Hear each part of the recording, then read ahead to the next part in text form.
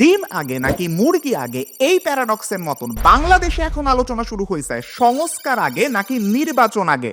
সরকার, BNP, বৈষম্য বিরোধী ছাত্র আন্দোলন, নাগরিক কমিটি থেকে শুরু করে আমাদের মতন আম জনতা এখন এই টপিকে ডিবেট করতেছে।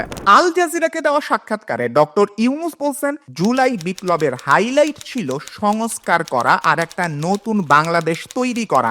একটা নির্বাচন দিলেই নতুন বাংলাদেশ হয়ে যাবে না। আমাদের একটা কথা মাথায় রাখতে হবে, শুধুমাত্র একটি ভোটের অধিকারের জন্য এই গণঅভ্যুত্থানটি হয়নি, শুধুমাত্র একটি ভোটের অধিকারের জন্য। কিন্তু এত এত দাবি দেওয়ার মুখে ডক্টর ইউনূস কিংবা অন্তর্বর্তীকালীন সরকার হয়তো ধৈর্য হারায় নির্বাচন দিয়েও দিতে পারে, কিন্তু প্রশ্ন হইতেছে এতে কি আদৌ ভালো হবে? আরো প্রশ্ন আছে। ডক্টর ইউনূস প্রায়ই বলেন যে যৌক্তিক সময়ের মাঝে নির্বাচন দেওয়া হবে, জনগণ যখন চায় তখন নির্বাচন হবে। কিন্তু কথা হইতেছে জনগণ স্পেশালি এই মুহূর্তে যেই পরিমাণে বিভক্ত, বাংলাদেশের জনসাধারণের সবাই একসাথে কখন নির্বাচন চায় এইটা অন্তর্বর্তীকালীন সরকার বুঝবে কিভাবে? জনগণ কি সংস্কারের আগে নাকি পরে নির্বাচন চায় এইটা বুঝবে কিভাবে? সংস্কারের জন্য আসলে এই সরকার কতটুকু কাজ করছে? 11টা যে সংস্কার কমিটি আছে তারা কত দূর আগাইছে?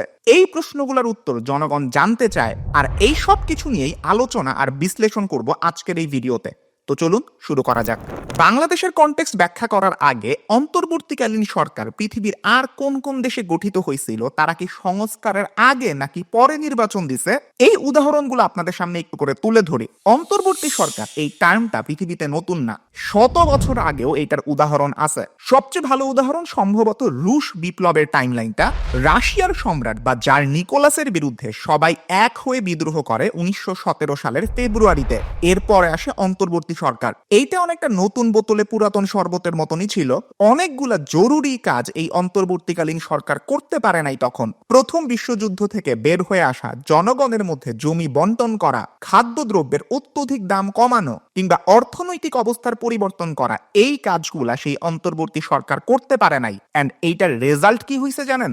মাত্র 8 থেকে 9 মাসের মধ্যে ভ্লাদিমির লেনিনের বলশেভিক পার্টি আরেকটা বিপ্লব করে এই অন্তর্বর্তী সরকারকে হটিয়ে ক্ষমতায় আসে। চলেন আপনাদেরকে এখন নিয়ে যাই ফিলিপিন্সে। 1986 সালে ফিলিপিন্সে পিপল পাওয়ার রেভলিউশনে 20 বছরের স্বৈরাচারী প্রেসিডেন্ট ফার্দিনান্দ মার্কোসের পতন হয়।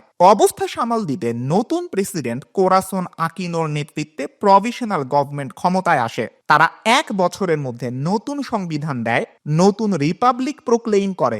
এরা ইন টোটাল 6 বছর ছিল। এর মাঝখানে গণতন্ত্র পুনরুদ্ধারের জন্য অনেকগুলা কাজ করছে।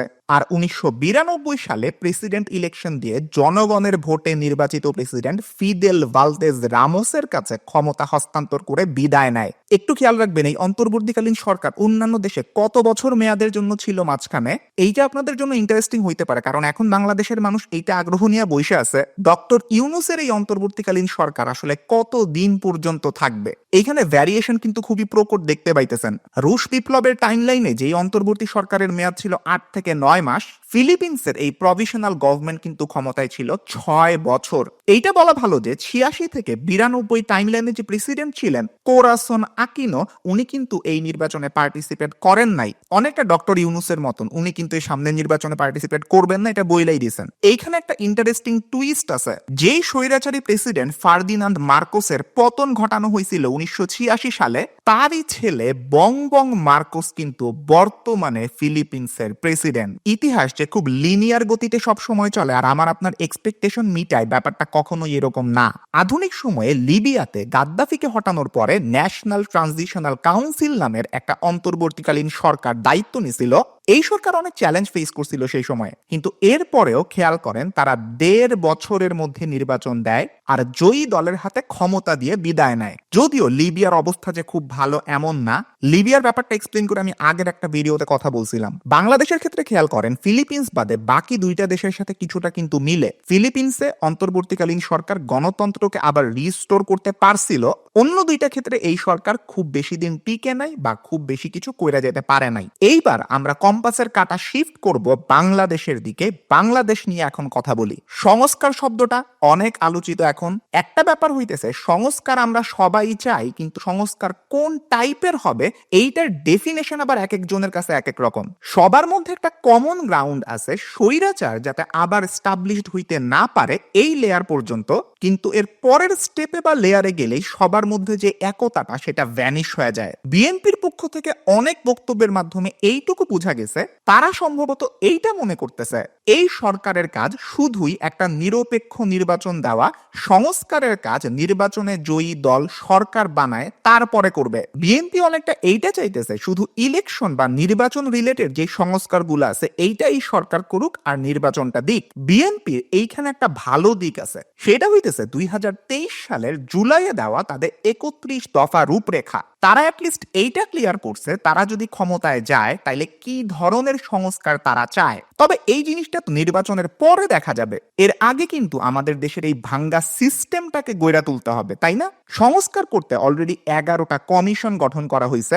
কমিশনগুলো যে কাজ শুরু করছে সেটা একটা ছোট্ট জিনিস খেয়াল করলেই আপনি বুঝবেন। দেখবেন ইদানিং আপনাদের মোবাইলে লিক সহ SMS আসতেছে যে কিভাবে সংস্কার করা যায় তা নিয়ে আপনার মতামত ওয়েবসাইটে লিখে জানান। এন্ড এটা জাস্ট কথার কথা না, আপনার মতামতগুলো গুরুত্ব সহকারে বিবেচনা করা হইতেছে, গঠনমূলক হইলে আপনার সাথে সরাসরি যোগাযোগও করা হইতেছে। নির্বাচন সংস্কার কমিশনের এক্সাম্পলটা এই ক্ষেত্রে একটা আইডিয়াল হইতে পারে। এই কমিশনের ওয়েবসাইটে, ফেসবুক পেজে বা ইমেইলে মানুষ তত্ত্বাবধায়ক সরকার ক্যান্ডিডেটদের শিক্ষাগত যোগ্যতা, 2 টার্মের বেশি নির্বাচন করতে না দেওয়া, প্রবাসীদের ভোটের ব্যবস্থা করে দেওয়া ইত্যাদি দাবি জানাইতেছেন। কমিশনের প্রধান বদিউল আলম মজুমদার বলতেছেন যে তাদের সংস্কার প্রস্তাব এমন ভাবেই দেওয়া হবে যাতে জনগণের চাওয়া পাওয়াটাই মেইন থাকে। অন্য কমিশনগুলোর সাথে ডক্টর ইউনূস কিন্তু গত 4 নভেম্বর বৈঠকে বসছিলেন, সেইখানে কাজের অগ্রগতি তুলে ধরা হয়। অনলাইনে কাজ করার পাশাপাশি ফিল্ড লেভেলেও জেলা উপজেলায় কমিশনগুলো কাজ করতেছে, যেটা একটা পজিটিভ সাইন। এখন এইখানে একটা প্যারাডক্স আছে, এই যে রাজনৈতিক দলগুলো অনেক ক্ষেত্রে নির্বাচন চাইতেছে, এরা কিন্তু গত 7 জানুয়ারির ডামি নির্বাচনটা ঠিকই মাইনা নিছিল। এইটার মানে কি তারা আরো 5 বছর আওয়ামী লীগের শাসনেই থাকতো। যদি নিজেরাও আন্দোলন করতো অন্য সব আন্দোলনের মতন ব্যর্থ হওয়ারই একটা সম্ভাবনা ছিল। কিন্তু 7 মাসের মাথায় 7 জানুয়ারির লীগ সরকারের পতন ঘটলো, সবাই একটা দমন পীড়ন থেকে মুক্তি পাইল। এখন এই অন্তর্বর্তীকালীন সরকারকে তো একটা ন্যূনতম সময় অবশ্যই দেওয়া উচিত, তাই না? যেমন ধরেন আপনি পুলিশের কথা, জুলাই গণ অভ্যুত্থানের পরবর্তী সময়ে পুলিশ কিন্তু খুব কঠিনভাবে জনগণের শত্রু হিসেবে চিহ্নিত হয়ে যায়। 3 মাস পার হয়েছে, তারপরেও কিন্তু পুলিশের সেই দানবীয় রূপটা জনগণের মন থেকে মুছে ফেলা সম্ভব হয় না। ইউএনডিপি বলতেছে যে বাংলাদেশের পুলিশ বাহিনীর সংস্কার করতে হইলে অবশ্যই 1861 সালের পুলিশ অ্যাক্ট থেকে সরে আসতে হবে। 150 বছরেরও বেশি পুরাতন এই আইনে সেবার যে নিয়ন্ত্রণেই বেশি গুরুত্ব দেওয়া হয়েছিল। পুলিশের এই কালাকানুন সম্পর্কে আমি বিদায় স্বৈরাচার সিরিজের প্রথম এপিসোডে খুব বিস্তারিতভাবে আলোচনা করছিলাম। কিন্তু পুলিশকে তো আমাদের এখন এমন ভাবেই গড়ে তুলতে হবে যাতে করে রাজনীতিতে যতই পট পরিবর্তন হোক না কেন পুলিশের সেবা যাতে কোনোভাবে ইন্টারাপ্টেড না হয়। বাংলাদেশের মানুষের কাছে বাংলাদেশ সেনাবাহিনীর ইমেজ কিরকম আর পুলিশের ইমেজ কিরকম, এই তফাৎটা যদি আপনি দেখেন তাইলেই পরিষ্কার হয়ে যাবেন। দুইটাই কিন্তু একই দেশের আইন শৃঙ্খলা রক্ষাকারী বাহিনী। দ্বিতীয় পয়েন্ট, এই যে শেখ হাসিনার স্বৈরাচারী সরকারের পতন ঘটছে, দীর্ঘ 16 বছর টিকা থাকার জন্য এই স্বৈরাচারী সরকার সবচেয়ে বেশি নির্ভরশীল ছিল দেশের আমলাতন্ত্র আর প্রশাসনের উপরে। এই আমলাতন্ত্র যারা এতদিন এই স্বৈরাচারী সরকারকে টিকায় রাখছিল, সরকারের হয়তো পতন হয়েছে কিন্তু এই আমলাতন্ত্র কি পরিবর্তন হয়েছে? তারা যে হঠাৎ করেই খুব জনবান্ধব হয়ে উঠবে এইটা কেবল কল্পনাতেই আশা করা সম্ভব। এই আমলাতন্ত্রে কাগজের ফাইল, পেনশনের টাকা দীর্ঘদিন পর্যন্ত আটকায় রাখা, টাকা খাওয়ার রীতি ছিল। টেবিলের নিচ দিয়ে হাতে হাতে ঘুষ আদান প্রদান করা, এইটা একটা শতসিদ্ধ রীতি ছিল। এই সিস্টেমে যেই মানুষগুলো অভ্যস্ত হয়ে গেছে, সরকার পরিবর্তন হইলেও তাদের এই স্বভাবে কি আপনি খুব রাতারাতি পরিবর্তন করতে পারবেন? এইটার জন্য ধাপে ধাপে পুরা সিস্টেমকে আবার দাঁড় করাইতে হবে।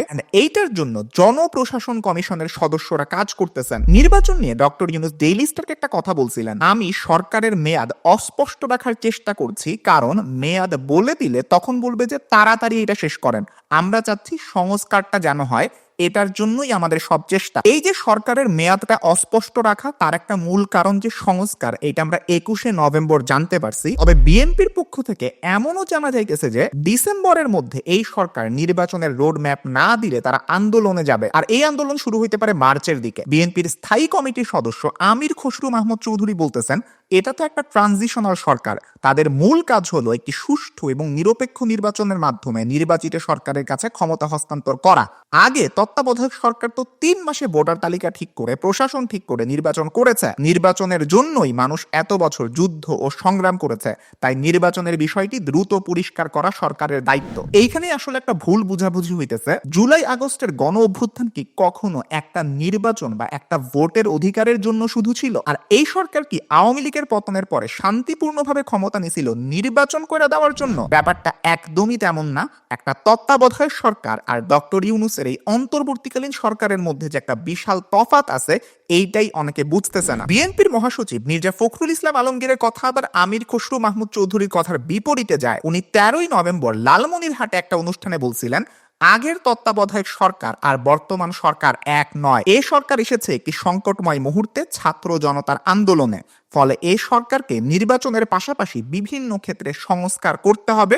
এজন্য সরকারকে সময় দিতে হবে আর আমাদের ধৈর্যের পরিচয় দিয়ে সরকারকে সহযোগিতাও করতে হবে। জিনিসটা খুবই অড শোনাইতেছে, কারণ দুইজনই একই দলের নেতা, কিন্তু কথা দুইটা টোটালি ভিন্ন ডিরেকশনে। প্রধান উপদেষ্টা 17ই নভেম্বর জাতির উদ্দেশ্যে ভাষণ দেন। এটার প্রতিক্রিয়ায় জামায়াতের সেক্রেটারি জেনারেল মিয়া গোলাম পরোয়ার বলতেছেন, প্রধান উপদেষ্টা বলেছেন অত্যাবশ্যকীয় কিছু সংস্কারের পরেই নির্বাচন দিবেন। জামায়াত এর সঙ্গে একমত। সংস্কার ছাড়া নির্বাচনে যাওয়ার জন্য অনেকেই তাড়াহুড়ো করছেন, এতে সুষ্ঠু নির্বাচন হবে না, আবার সেই 2014, 18, 24 সালের মতন নির্বাচন হবে। আরেকজন নেতার ভাষ্য, 2010 সাল থেকে জামায়াতের নেতা থেকে শুরু করে সাধারণ সমর্থকেরও মানবাধিকার বলতে কিচ্ছু ছিল না। ভবিষ্যতে যাতে এ পরিস্থিতিতে না পড়তে হয়, তাই সংস্কার অবশ্যই করতে হবে। আগামীর সরকার ক্ষমতা সুসংহত করতে এ কাজ নাও করতে পারে। জামাত কিন্তু অলরেডি 10 দফা সংস্কার প্রস্তাব দিছে, যেগুলো প্রায় সবই সংস্কার কমিশনের সাথে মিলে। আর তারা চায় সংসদে আনুপাতিক পদ্ধতিতে সিট ভাগাভাগি করা হবে। এইটা নিয়ে অনেক কন্টেন্ট অলরেডি হয়েছে, তাই আমি আর এটা ব্যাখ্যা করতে গেলাম না। এখন চলেন শুনি জুলাই বিপ্লবের নেতৃত্বে থাকা তরুণ নেতারা কি বলতেছেন। বৈষম্য বিরোধী ছাত্র আন্দোলনের মুখ্য সংগঠক আব্দুল হান্নান মাসুদ বলতেছেন, আপাতত যে সংস্কারগুলো হলে আরেকটা এরশাদের জন্ম হবে না, মুজিবের বাকশাল কায়েম হবে না, আরেকবার ফ্যাসিস্ট হাসিনা তৈরি হবে না। এই নিশ্চয়তা যেদিন পাওয়া যাবে তারপর নির্বাচন হবে। তবে আমি মনে করি না এটা বেশি দিন হওয়া দরকার। আরেক সমন্বয়ক সার্জিস আলমের কথা অনেকটা সেম। উনি বলতেছেন, শুধু নির্বাচনের জন্য জুলাই আগস্টের আন্দোলনে 2000 মানুষ জীবন দেয় নাই। 16 বছরের দুর্নীতিগ্রস্ত সিস্টেমগুলোর জন্য মানুষের পিঠ দেওয়ালে ঠেকে গিয়েছিল, তাই পুরো দেশের ছাত্র জনতা ঐক্যবদ্ধভাবে মাঠে নেমেছিল বলে অভ্যুত্থান ঘটেছিল। গণ অধিকার পরিষদের নুরুল হক নূর এক জনসভায় বলতেছেন, শুধুমাত্র নির্বাচনের জন্য বা কাউকে ক্ষমতায় বসানোর জন্য ছাত্র জনতা জীবন দেয় নাই, তাই আমি রাজনৈতিক দলগুলোকে নির্বাচন বা ক্ষমতায় যাওয়ার জন্য অস্থির না হতে অনুরোধ করব। আমরা তো 53 বছর রাজনৈতিক নেতাদের দেখেছি, এখন আমরা অন্তত আরো 2-1 বছর প্রফেসর ইউনূসের সরকারকে দেখি। তাইলে দেখা যাইতেছে তরুণদেরও আসল চাওয়া হইতেছে সংস্কার, নির্বাচন পরে ধীরে সুস্থে হবে। সবার মতামত শুনলেন, ডক্টর ইউনূস এখন কি বলেন সেটা শুনি। COP29 সম্মেলনে গিয়ে আল জাজিরাকে উনি বলছিলেন, আমরা তথাকথিত যে শর্ট পিরিয়ডের জন্য আসছি, এটার মেয়াদ আসলে ডিফাইন করা যায় না। এখন দুইটা জিনিস প্যারালালি চলছে, একটা হচ্ছে নির্বাচনের প্রস্তুতি আর একটা হচ্ছে সংস্কার করার প্রস্তুতি। ইলেকশনের ট্রেন অলরেডি যাত্রা শুরু করেছে, বাকি সিদ্ধান্ত রাজনৈতিক দল ও জনগণের। একটা সরকার 5 বছর ক্ষমতায় থাকে, নতুন সংবিধানে মেয়াদ হয়তো 4 বছর করা হবে। ফর শিওর আমাদের সরকার 4 বছরের কমই থাকবে, কিন্তু তার মানে এই না যে আমরা 4 বছর থাকতে চাই, এটা ম্যাক্সিমাম লিমিট। আমাদের ইচ্ছা যত দ্রুত সম্ভব সংস্কার করে একটা নির্বাচন আয়োজন করা। সেখান থেকে দেশে ফিরে উনি কিন্তু বণিক বার্তার সাথে কথা বলেন। এইখানে উনি বলেন, রাজনৈতিক দলগুলো যদি বলে এগুলো বাদ দিন, নির্বাচন দিয়ে দিন, কাজ হয়ে যাবে, আমরা নির্বাচন দিয়ে দিব। সেজন্যই বলছি, আমি তো বলতে পারছি না, বলতে হবে তাদেরকে। নির্বাচন করা নিয়ে বিএনপির কেন এত তাড়া, এইটা নিয়ে মহিউদ্দিন আহমদ বেশ ভালো রকমের একটা সমালোচনা করছেন। তার বক্তব্যটা মোটামুটি এইরকম ছিল, এখন আপনারা যেটা স্ক্রিনে দেখতেছেন। পুরো ভিডিওটা যদি একসাথে সামারি করি, সংস্কার আগে করা উচিত নাকি নির্বাচন আগে দেওয়া উচিত, এইটা নিয়ে সব পক্ষেরই পক্ষে বিপক্ষের বক্তব্যগুলো আমি আপনাদের সামনে তুলে ধরার চেষ্টা করলাম। আপনি যদি গড় মতামত হিসাব করেন, এতটুকু অন্তত সবাই চাইতেছে এই অন্তর্বর্তী অন্তর্বর্তীকালীন সরকারকে একটা ন্যূনতম সময় অবশ্যই দেওয়া উচিত। এন্ড এই সরকার যে তত্ত্বাবধায়ক সরকারের চেয়ে খুবই ডিফারেন্ট আর ভিন্ন একটা সরকার, এই জিনিসটা সবার মাথার মধ্যে এখন ঢুকায় ফেলতে হবে। আন্দোলনে হাত হারানো আতিকুল গাজী সেই দিন ফেসবুকে পোস্ট করে জানায় দিয়েছে সে কি চায়। তার কথা, আপনারা যদি সংস্কার ছাড়াই ক্ষমতা চান তবে আমার ১৬০০ শহীদ ভাইয়ের জীবন ফিরিয়ে দিন, আমার ২২,০০০ আহত ভাইয়ের আগের সুস্থ জীবন ফিরিয়ে দিন, আমার হাত ফিরিয়ে দিন। এইখান থেকে পরিস্থিতি আসলে সামনে কোন দিকে যায় সেইটা আমরা সামনের ২-১ মাসের মধ্যেই হয়তো দেখতে পাবো। সবাইকে অসংখ্য ধন্যবাদ ভিডিও দেখার জন্য। আপনার যদি এই ধরনের কন্টেন্ট ভালো লাগে আপনি চ্যানেলে সাবস্ক্রাইব করে রাখতে পারেন এবং পাশে থাকা বেল আইকনটা প্রেস করতে কখনোই ভুলবেন না। সবাই ভালো থাকবেন, সুস্থ থাকবেন, দেখা হবে ইনশাআল্লাহ পরবর্তী ভিডিওতে। আল্লাহ হাফেজ।